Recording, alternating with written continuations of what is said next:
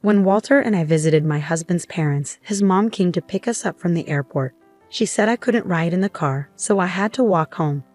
I felt really upset about this, especially because it's a long 3-hour walk, even though I'm strong. I was almost in tears, but thankfully someone helped me out. In the end, it was my mother-in-law who felt sorry for what she did. My name is Jennifer, and I'm 30 years old. I met my husband, Walter, when we were both in college. We love mountain climbing. Walter is 2 years younger than me, and he's really good-looking and popular. When he asked me out, I couldn't believe it, but he says he likes how I tackle challenges without complaining. Walter has a good job at a big company and earns a lot of money. We've been happily married since college, but there's something that bothers me. During dinner, Walter always gets calls from his mom and leaves to talk to her in his room. Walter's mom calls him often, about once every 2 days. She really loves her son, and Walter is very sweet to her, which makes me wonder if he's too attached to his mom. But since she raised him well, I feel like I should respect her too. However, it seems like our feelings toward each other are different. It started before we got married when we went to visit my husband's parents. Walter's mom didn't seem happy when she found out I'm 2 years older than him and almost 30. She seemed unhappy throughout our visit, but Walter's dad didn't mind. He said age doesn't matter and that I seem like a reliable person who's perfect for Walter, who has his weaker moments. But that made Walter's mom even more upset. Walter's mom didn't want to argue with his dad directly, so she decided to make things difficult for me without him noticing. Sometimes she'd say things like, "Oh dear, I'm sorry, Jennifer, but the snacks I gave you are bad. Let me get you something else." When she was being mean on purpose, she'd widen her eyes, snort, and twist her lips. I felt like I was studying her behavior like a scientist studying animals. "It's all right, I can eat it." I smiled and cut off the spoiled part of the dried fruit and ate the rest. Back from my mountain club days, I learned to make do with whatever food was available. Walter's dad and Walter himself chuckled, saying, "That's just like Jennifer," and we all laughed. But then Walter's dad told his mom not to serve me something like that again. And the mood stayed light, but I wasn't paying enough attention. "I'm sorry," I said, still laughing, but I caught her quick, sharp glance and heard her tongue click disapprovingly. There were other times, like when she showed off souvenirs from Italy. She gave Walter a nice tie, but for me, it was a cheap t-shirt with a fake logo. "Come on, try on the tie, Jennifer. You too, try on the shirt," she said, with that same expression on her face. I realized it was another jab at me. No thanks. I don't wear ties with casual clothes, and I'm not feeling like trying on a shirt right now, I said, trying to keep the mood light with a smile, but inside, I was really frustrated. After that, I only used that t-shirt for things like gardening in the summer or as a funny prop in photos with my friends. I couldn't stand even looking at it. These little mean acts were subtle, so only I could really tell what was going on. When I tried talking to Walter about it, he'd just brush it off, saying, "Mom's a bit odd, forgive her." But the constant negativity was wearing me down. We live about an hour's drive from my in-laws, so it was always hanging over us that we could visit them whenever. That thought made me feel down. Then, out of the blue, Walter told me, "Jennifer, I've got some sudden news. I'm being transferred. It starts next month, so get ready." Walter was being moved for work. He said sorry, but secretly I felt relieved. It gave us a reason to keep our distance from my in-laws. "Okay, don't worry. I'll handle the preparations. I'll even ask my family for help." I happily went ahead with the moving preparations. Finally, I thought I could escape from my mother-in-law's constant teasing. Although I was nervous about starting a new life, most of my excitement came from the thought of getting away from her. Once the move was done, I hoped I could put some distance between us, but then the phone rang. It was my mother-in-law, asking where I'd been and hinting that I might be ignoring her son to spend time with my own parents. I wanted to let out a big sigh, but I stayed calm and explained that I was just busy at the store and wanted to make sure Walter had good meals in our new home. Her calls started coming more often, every 2 days. Even though we were seeing each other less, we were talking more. But most of the time, it was just her making little digs at me. She'd say things like, "My son is sensitive." I wonder if someone as tough as Jennifer can understand him. His high school girlfriend was so delicate, but now his tastes have changed, haven't they? It was always stuff meant to make me feel uncomfortable. It seems like Walter's mom doesn't have another way to deal with her stress. And unfortunately, I became the target for it. It felt like I was just a dumping ground for her frustrations. What hurt the most were her comments about having children. She'd say things like, "Jennifer, you're already 30. Can you even have a normal child being older than my son?" It was shocking to hear such outdated and hurtful remarks, especially since I'd been worrying about that myself lately. I couldn't help but cry after hanging up the phone. I wondered what she really thought of me. Did she believe that her words wouldn't hurt me? As I kept giving neutral answers to avoid confrontation, maybe she got bored of trying to bully me, and the calls started to decrease. It was a huge relief for me. Then, on New Year's Day the next year, my husband and I went to visit my in-laws. They were picking us up from the airport. Walter's dad greeted us warmly, which was a relief because I was really anxious about seeing his mom.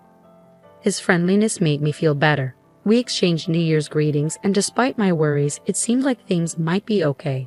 We exchanged New Year's greetings, but my mother-in-law didn't even glance at me.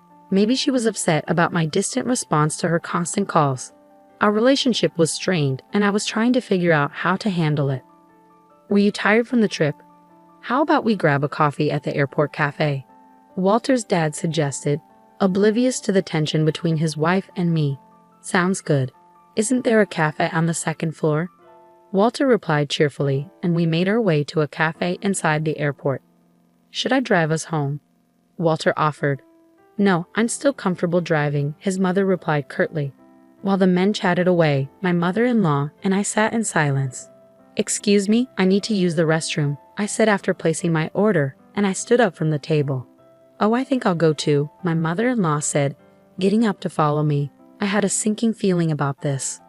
As we approached the entrance to the women's restroom, my mother-in-law, walking behind me, suddenly said, "Since you can't ride in the car, why don't you just walk back?" Confused by her words, I turned to look at her, and there it was again, that same expression on her face. "We're going back as a family of 3. You're a stranger here, aren't you?" I couldn't believe what I was hearing. Walk back from here to my in-laws' house? How far was that? And to call her son's wife a stranger. I stood there, frozen in shock, as my mother-in-law kept hurling words at me. "I've been kind enough to call you often, but you always respond so coldly. Living near your parents' house has made you arrogant. I don't even want to think of you as my daughter-in-law. You're just a stranger, a complete stranger." Her voice was getting louder. I was stunned, but I didn't want to make a scene in public, so I replied quietly, "Yes, I understand." Feeling too embarrassed to go back to where Walter and his dad were, I headed towards the airport exit, feeling heavy-hearted. Even though she told me to walk back, this was an airport, surely there were taxis or buses. I could take one as far as possible and then walk the rest of the way. But more than that, I was worried about how I would face my in-laws after this incident and how I would spend the next few days with them. For now, I searched for transportation to my in-laws' house on my phone. There was a bus leaving in just 10 minutes, but it wouldn't take me directly there. From where it dropped me off, I'd have to walk. It might take about 3 hours in total. 3 hours. I could manage that with my legs trained from mountain climbing. But there's a big difference between walking for fun and being forced to walk because of harassment. Tears filled my eyes. Was it really my fault? Maybe if I had been nicer on the phone, even after hearing those hurtful things, none of this would have happened. Lost in these thoughts as I walked, I suddenly felt a tap on my shoulder from behind. "Jennifer, why are you walking here?" It was Walter's dad. "Didn't my wife say something to you at the restroom?" "I was on my way there too, and I saw you and my wife talking, and then you started to leave, so I followed you." Looking at his kind face, the tears I'd been holding back finally spilled over, running down my cheeks. "Jennifer, what's going on?" he asked with concern. I made up my mind to tell Walter's dad the truth. So I shared with him exactly what his wife had said, and he became angrier than I'd ever seen him. Oh my, did she really say that to my son's wife? Then, to my surprise, he said something unexpected. "I'll walk with you, Jennifer." With that, he stepped in front of me and began walking. Father-in-law? Don't worry. I used to enjoy mountain climbing, and I went on many trips with Walter when he was little. A 3-hour walk one way is nothing. Sure enough, Walter's dad walked with a steady stride, not at all like someone in their 60s. "Come on, let's go." We didn't tell Walter we were leaving. Is that okay? I suddenly remembered that I hadn't informed Walter about our departure. Walter will be alright. She'll probably convince him to wait. I'll give him a call. With that, Walter's dad took out his phone. He was sending a text to Walter's mom. He let her know that he was walking back with me and that the car keys were in his bag. While we waited for the bus, Walter's dad's phone rang. He answered, and I could tell from his tone that he was trying to control his anger. It must have been Walter's mom on the other end. I heard what you said to Jennifer. If you're going to talk like that, then I won't ride in the car either. I could hear Walter's mom's panicked voice shouting from the other end. That's not true. She said she wanted to walk for exercise. I was more bewildered than anything. We'll discuss this when we get home, Walter's dad said firmly as he hung up and pocketed his phone. Maybe because Walter's dad's phone was busy, mine started ringing next. It was definitely Walter's mom. Walter's dad and I exchanged a glance. What could she want now? To tell us to get in the car? I definitely wasn't going to pick up, so I decided to ignore it too.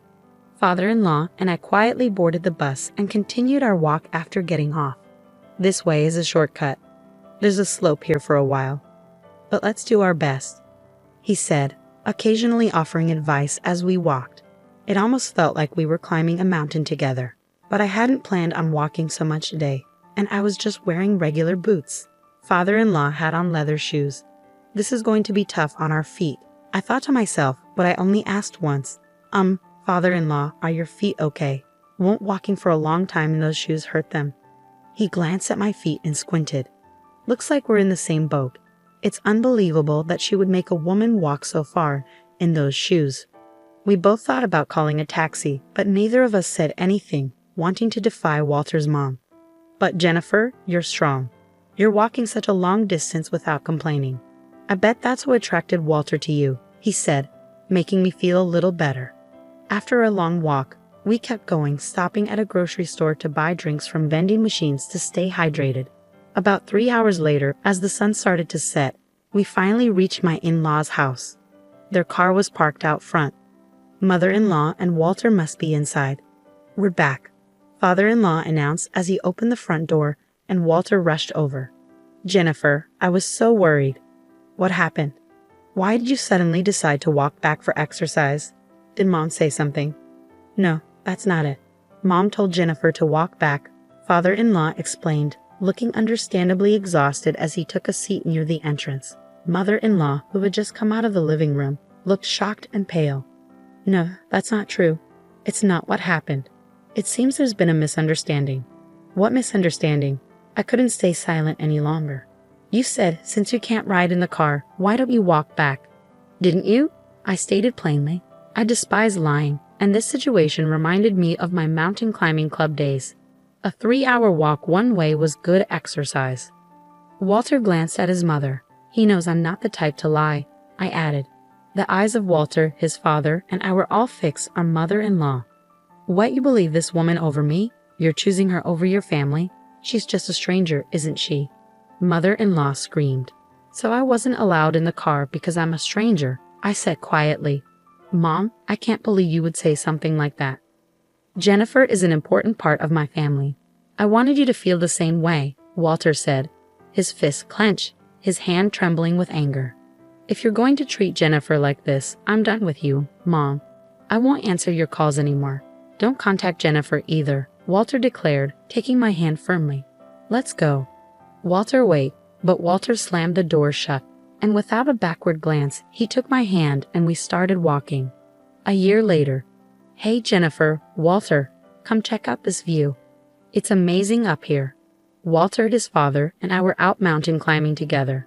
6 months after the New Year incident, Walter got a transfer and we moved back to our old neighborhood. After what happened at the New Year celebration, Walter's dad decided to get a divorce and move closer to our house. Climbing together on weekends has become a regular thing for us. Shall we have lunch here?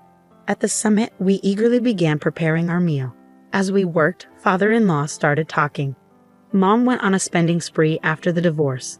Even though the property was divided fairly, it seemed she's already having financial troubles. Maybe she was feeling lonely. The divorce was tough, with lots of crying and screaming. Maybe it's best for both of us to have some distance now. She needs to expand her world too. Otherwise, she's the type to take out her stress on those close to her. I listen quietly to their conversation. I'll focus on my own world so I don't have to unload my stress onto others. Looking out at the view from the mountain with my dear family, I made that promise to myself.